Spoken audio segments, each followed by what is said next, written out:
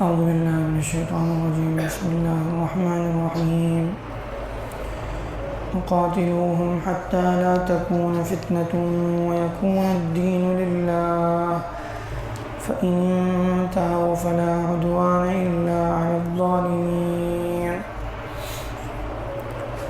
اللہ تعالیٰ کا ارشاد ہے اور تم ان سے قتال کرو، جنگ کرو یہاں تک کہ فتنہ ختم ہو جائے اور دین پورا کا پورا دین اللہ کے لیے ہو جائے۔ اگر یہ لوگ رک جائیں، اپنی حرکتوں سے باز آ جائیں تو ان ظالموں پر کوئی زیادتی نہیں کی جائے گی۔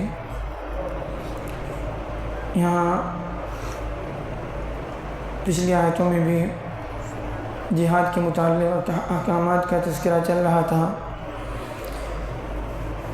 کہ اللہ تعالیٰ نے ان لوگوں سے جنگ کرنے کا حکم دیا جو لوگ تمہارے ساتھ جنگ کرتے ہیں، تمہیں اپنے مشن سے، دین سے ہٹانے کے لیے کوشش کرتے ہیں۔ پھر اس میں جو ہے بعض تفصیلی احکامات بتائے گئے ہیں۔ یہ ساری وہ آیتیں ہیں جو مدینے میں جانے کے بعد، ہجرت کے بعد نازل ہوئی ہیں۔ اس سے پہلے تک جو احکامات دیے گئے ہیں، جیسے 13 سال تک مسلمانوں نے یعنی مکے میں جو احکامات ان پر اترے ہیں وہ صبر سے متعلق، نماز سے متعلق، اللہ کا تعارف،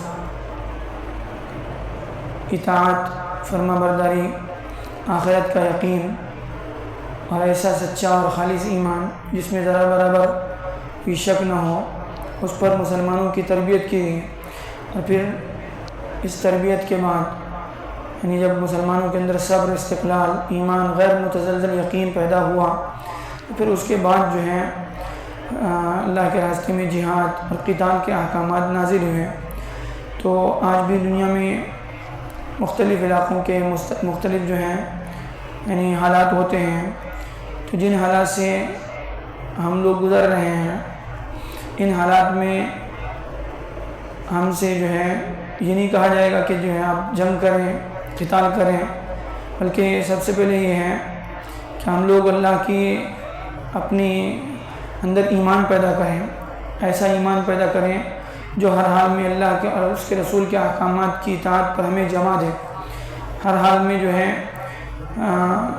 اللہ کے احکامات پر جمنا میں آ جائے، اللہ کے ساتھ ایسا تعلق پیدا ہو جائے جو ہمیں گناہوں سے، اللہ کی حرام کردہ چیزوں سے بچا سکے۔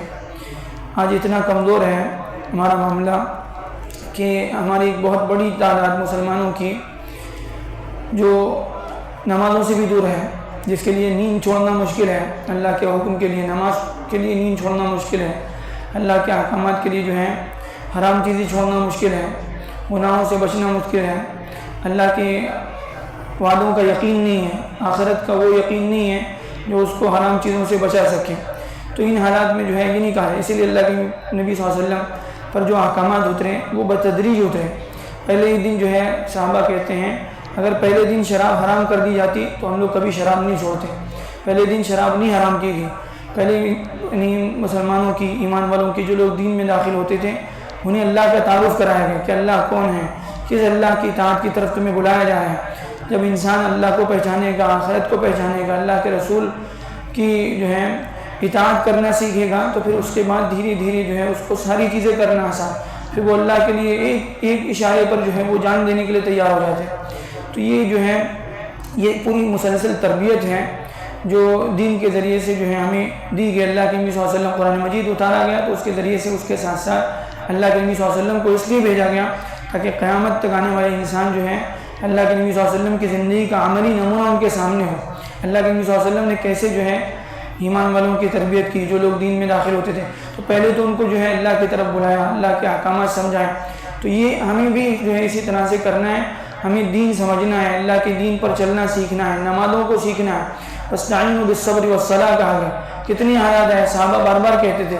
اور مرتبہ اللہ کے صلی اللہ علیہ وسلم کے بعد کوئی صحابی ہے, اللہ کے صلی اللہ علیہ وسلم آپ اللہ سے مدد کیوں نہیں مانگتے, کتنا پریشان کر رہے ہیں لوگ ہم کو, کتنا ستا رہے ہیں, کتنی جو ہے تکلیفیں دے رہے ہیں, یعنی کیسے کیسے حالات تھے.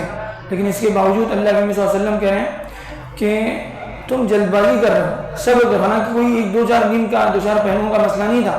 13 سال تک مسلسل اللہ کے صلی اللہ علیہ وسلم کے ساتھ یعنی قربانیاں دے رہے ہیں, لیکن اس کے باوجود جو ہے ابھی تک یعنی کوئی اس طرح کا حکم نازل نہیں ہوا. اس کے بعد جو حکم آیا وہ اذن للذین, یعنی اب اجازت دی جا رہی ہے, مطلب اس سے پہلے تک اجازت بھی نہیں تھی کہ کوئی جو ہے اقدامی کارروائی کی جائے. تو بہرحال یہ اللہ کے نبی صلی اللہ علیہ وسلم کی زندگی ہمارے سامنے ہے. ہمیں اس طرح سے جو ہے اپنے آپ کو اللہ کے احکامات کا, اللہ کے جو ہے یعنی حکموں کا صبر کے ساتھ, نمازوں کے ذریعے سے اللہ کے دین کی دعوت کا جو کام ہمارے ذمہ ہے اس کو ہمیں کرنا ہے. ان حالات میں بھی, چاہے جتنے حالات بگڑ گئے ہوں, چاہے جتنے خراب ہوں, لیکن اللہ کے فضل سے ہم لوگ اللہ کے دین پر چل سکتے ہیں. ہم لوگوں کو نمازوں سے کوئی نہیں روکا ہے, ہمیں حرام چیزوں کے استعمال پر کوئی مجبور نہیں کر رہا ہے. ہمیں جو ہے یعنی کوئی نہیں کیا کہتے ہیں اللہ کے دین پر عمل کرنے سے اس طرح سے روک رہا ہو کہ ہم اللہ کے دین پر نہ چل سکتے, ایسے حالات نہیں ہیں. لیکن اس کے باوجود ہم اپنی ذات سے, اپنے نفس اور جو ہے یعنی اپنے آپ کو اللہ کے دین پر چلنے کا پابند نہیں بنا پا رہے ہیں. تو اس کے لیے سب سے پہلا جو ہے ہماری ذمہ داری یہ ہے کہ ہم اپنے دلوں میں خالص سچا ایمان پیدا کریں, اور پھر اس کے ساتھ آخرت کا ایسا یقین ہمارے اندر پیدا ہو کہ جو یقین ہر حال میں ہمیں اللہ کے دین پر چلا سکے. تو پھر اس کے بعد کے مراحل میں جو ہے پھر دین کے لیے ساری قربانیاں دینا, دین کے لیے جو ہے اللہ کے دین کو پورے عالم پر, پوری دنیا پر جو ہے نافذ کرنا ہمارے آسان ہوگا. آج ہم لوگ اللہ کے دین کو اپنی زندگی پر نافذ نہیں کر پائے تو پھر کہاں دوسروں پر نافذ کریں. اس کے لیے جو ہے سب سے پہلے یعنی بنیادی چیز یہ ہے کہ ہم اپنی ایمان پر محنت کریں, اللہ کے بندوں کو اللہ کی طرف بلائیں, اللہ کے دین کی محنت کریں. جو ہم لوگ کر سکتے ہیں ان حالات میں وہ کرتے ہیں. پھر اس کے بعد کے حالات جو ہے اللہ تعالیٰ پیدا کریں گے, جس میں پھر جو ہے اس کے بعد کی مراحل کو پورا کرنا جو ہے ہمارے لیے آسان ہوگا. اللہ تعالیٰ جو ہے ہمیں عنایتوں سے صحیح سبق لینے والا بنائے.